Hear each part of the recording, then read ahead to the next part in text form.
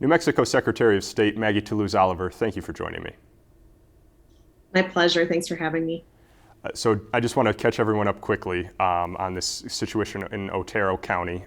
Commissioners there initially voted 3-0 not to certify primary election results from their county at the beginning of the month.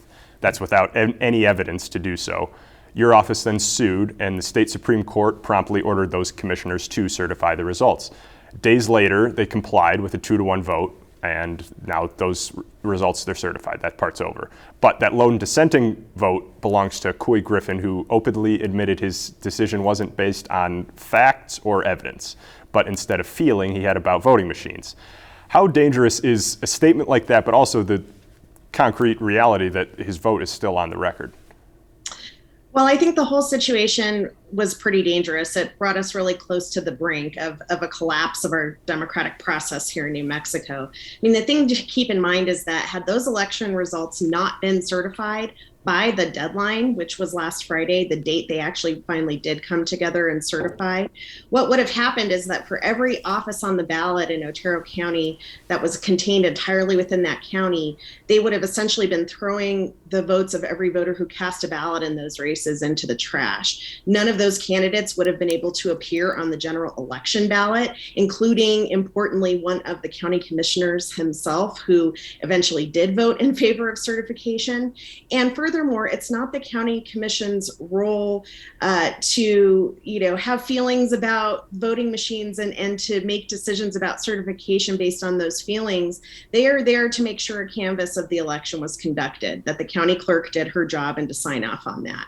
So the fear is that if activities like this continue to occur, especially because they're so politically motivated, we may have a breakdown of our election process in the future. And we really did not want that to happen either now or in November of this year. Right, I know that is a concern, and I assume that's part of your calculus when you referred commissioners to the Attorney General for possible civil or criminal charges for violating the election code. Have you heard an update on that process? We're going to be continuing to communicate with the Attorney General's office. Obviously, they're the chief law enforcement officer of the state. It's their job to conduct an investigation, to weigh the interests of public law in New Mexico. We can continue to supply information as we have it, and ultimately, it'll be up to the Attorney General to determine what's the right move forward. What I will say is, just on its face, these commissioners broke several laws in some of the initial votes they took, and certainly Commissioner Griffin continued to violate the law with his no vote on last Friday. Right. With all that in mind, would you continue to support charges if the Attorney General were to reach that decision?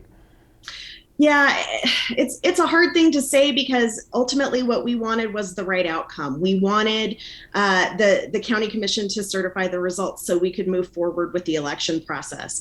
But here we have an individual who openly defied a court order. I mean, that's really sort of the bottom line. The Supreme Court of the state came down and said, you will do your duty, which is set forth in statute. This is not optional. And he chose to thumb his nose, so to speak, at that court order. So I think really, when it comes to accountability in our public officials and in following the law, I think it might be important for that to continue.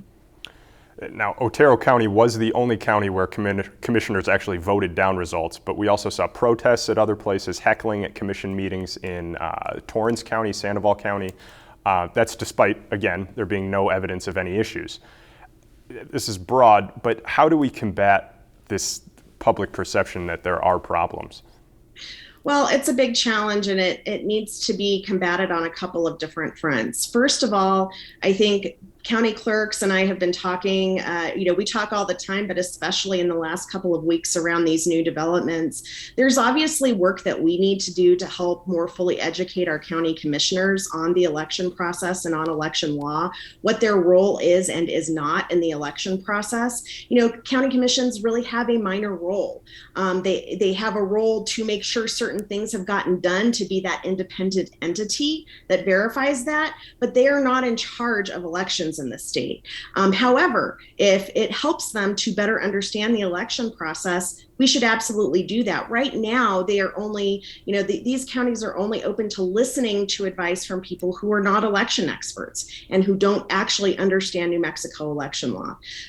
Secondly, we need to do a better job educating the public in general about how our election process actually works and all the steps we already do take to secure the integrity of our elections.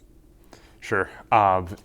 Sorry, one more hammer on this Otero County situation, but you brought up November. If in the mind of Griffin or these other commissioners, Griffin who openly disputed this and defied that court order, if it doesn't have to do with evidence or facts and it just boils down to if they want to dispute it or not, what then? Do you just have to rely on the court system? Unfortunately, yes. I know I'm certainly having conversations with some of our legislators about, is there a way that we can build a fail-safe into this process? At the end of the day, our election processes are built on a series of checks and balances. There is, at this point in time, no one person or entity that can determine the outcome of an election, and that is by intention. If these county commissions, because they want to throw a wrench into the works, make decisions about the outcome of election just by casting a no vote, that's a flaw in the system that we need to correct moving forward. Maybe we'll have a bite at that apple before November, but I'm not sure if we will. Okay. Now, I want to end on another group that's sometimes lost in this, election workers. I know you've spoken about this with other programs too, and that is really county clerks and all the way down.